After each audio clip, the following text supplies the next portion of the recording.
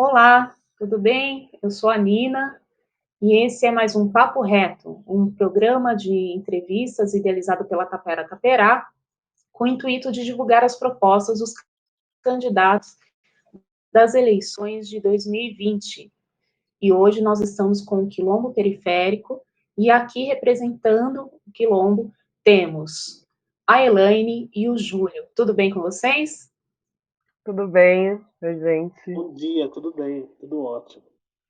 Gente, obrigada por aceitar o nosso convite, é um prazer receber. E nesse momento, para iniciar já, eu gostaria que vocês contassem, Elaine, qual é a caminhada, né? Qual que é a trajetória das pessoas que compõem o quilombo periférico e como que essas pessoas se unem até chegar a essa candidatura. Claro. Na primeira, obrigada pelo convite.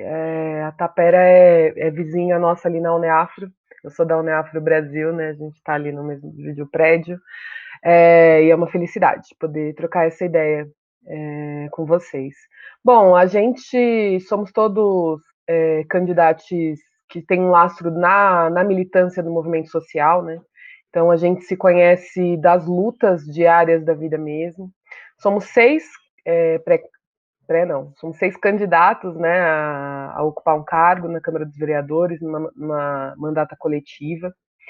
E todos nós dividimos a história de morar na periferia, ou ter nascido e crescido na periferia, e fazer militância nos movimentos populares.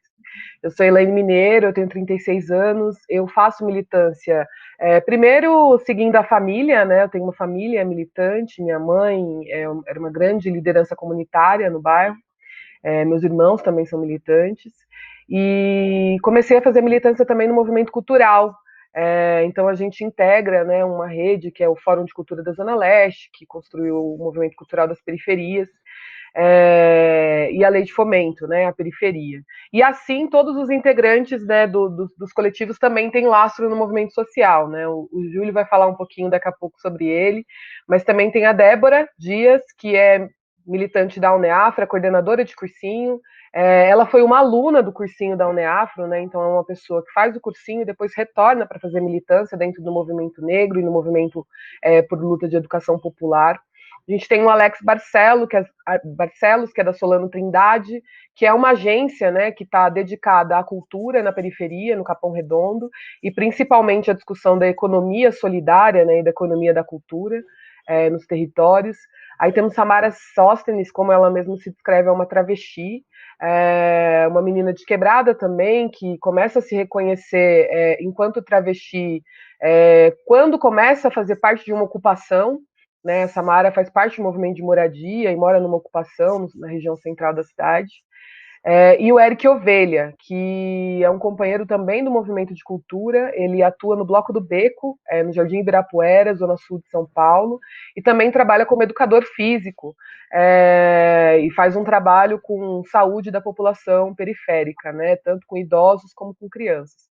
E o Júlio, que vai falar daqui a pouco, é nosso babalorixá, também é um grande militante, intelectual orgânico aqui do nosso povo, de Goianazes, do Lajeado, e foi, né, conselheiro tutelar durante 2 gestões aqui no território do Lajeado, um dos melhores conselheiros tutelares que a gente teve nos últimos períodos, e também foi diretor do CRES, é um trabalhador da assistência social, é uma grande referência. Então é isso que nos une, né? A candidatura coletiva do Quilombo Periférico, ela tem em comum a militância que nós, né, já integramos, e a participação dos movimentos que a gente constitui, atuando na construção dessa candidatura e de um futuro mandato.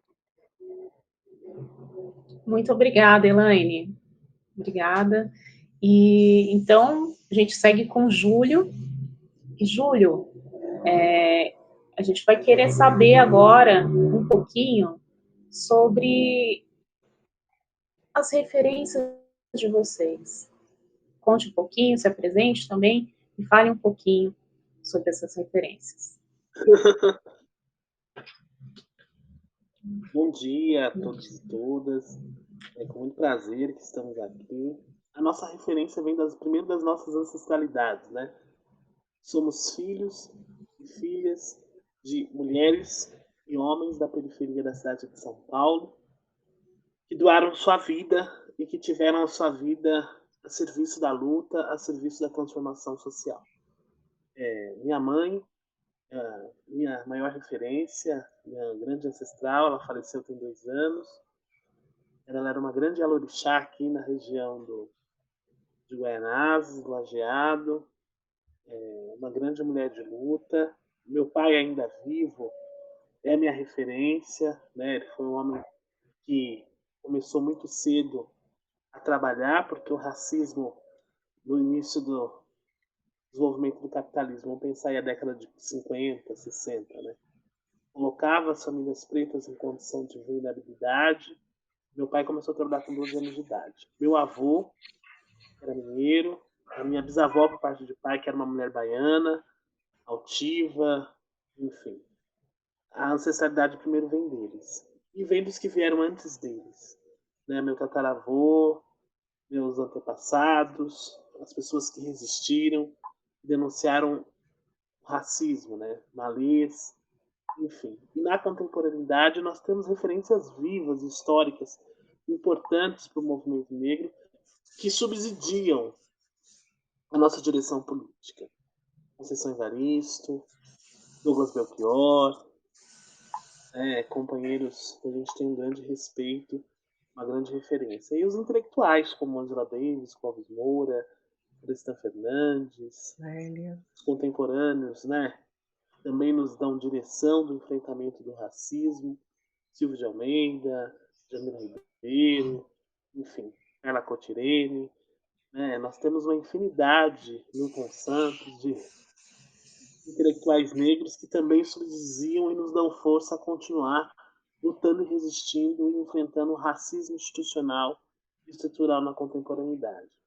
Então a nossa referência é da raiz africana, vem da resistência do povo preto aqui no Brasil, vem do quilombo, do quilombar-se, tanto é que o nosso projeto coletivo se chama Quilombo Periférico, por uma São Paulo sem racismo, porque os quilombos foram um processo de resistência e de denúncia ao contexto colonial no passado. E no presente, são espaços de resistência, de proteção, de preservação da memória, da vida e da luta do povo preto.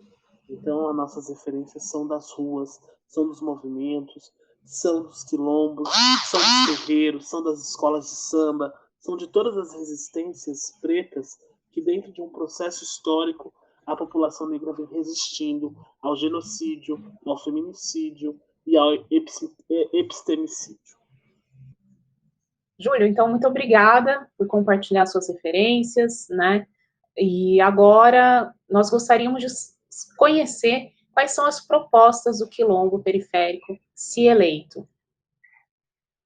O Quilombo Periférico, um dos eixos norteadores do nosso debate, é o enfrentamento da dimensão do racismo.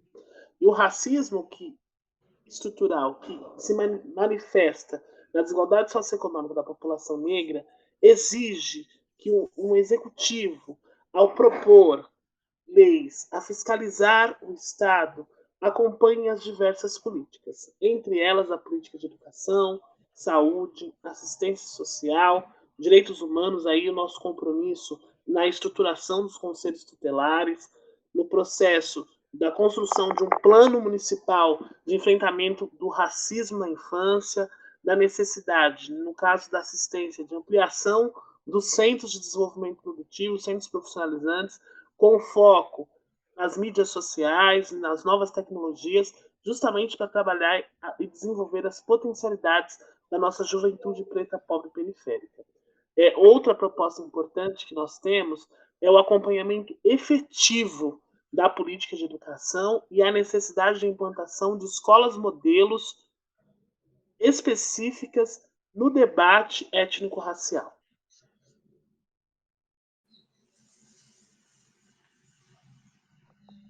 Compatível Ótimo. Com a Lei 10.639, compatível com uma política de proteção e promoção integral aos direitos da criança e adolescente, às mulheres, né? A gente tem um contexto muito forte na nossa sociedade, que é a violência, que é o feminicídio, que eu tenho com certeza que a Elaine vai trazer. O atendimento especializado a crianças e adolescentes com deficiência, que por vezes tem sido negligenciado pelos processos de tanto de saúde como de educação. E o nosso compromisso é legislar na defesa das periferias, dos territórios vulneráveis e da classe trabalhadora. Obrigada, Júlio. Seguimos com a Elaine. Eu acho, primeiro, importante ressaltar, né, o que o Júlio diz, do nosso compromisso, primeiro, com uma pauta antirracista na cidade, né, e que isso é um tema transversal e não um recorte no programa, né. Pensar também que outro tema que para a gente é transversal e não recorte é a descentralização de serviços e recursos públicos da cidade. Né. Então, a gente pensar que, por exemplo, numa área que é a cultura, né, a gente já teve na cidade cerca de 80% dos recursos investidos no quadrante sudoeste da cidade, enquanto o resto da cidade tem que se contentar com 20% dos recursos, é um dado muito significativo. Então, para a gente, em todas as propostas, a gente quer pensar na cidade a partir das periferias, né? Como a gente consegue descentralizar recursos, investimentos. O movimento negro, a periferia, sempre esteve atuante na luta pela democracia, na luta pela construção de uma sociedade mais justa. Então, se você pensar toda a história da esquerda no Brasil, o movimento de mulheres por creche, o movimento das nossas mães e pais procurando asfaltar as ruas, procurando propor políticas públicas, participando de todos os conselhos, sempre o movimento negro e a periferia foi atuante nas construções de políticas progressistas desse país, inclusive conseguindo propor intelectualmente. Tá aí Lélia Gonzalez e tantos outros autores que propuseram coisas incríveis para um pensamento de um novo homem e de uma nova sociedade de bem viver. Ao contrário disso, a gente não nos vê tão bem representado nas instâncias de poder.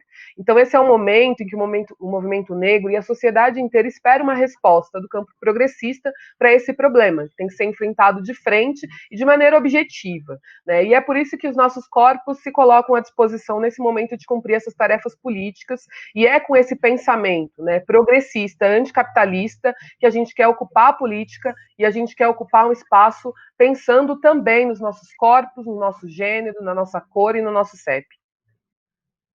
Muito obrigada. A gente vai realmente agora encerrar por aqui.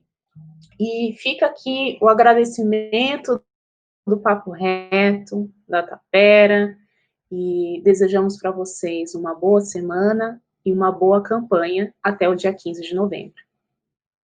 Obrigada, Nina. Até mais. Obrigada a todo mundo. O quilombo tá lindo como que, o quilombo tá lindo como que, só faltava você. Lindo.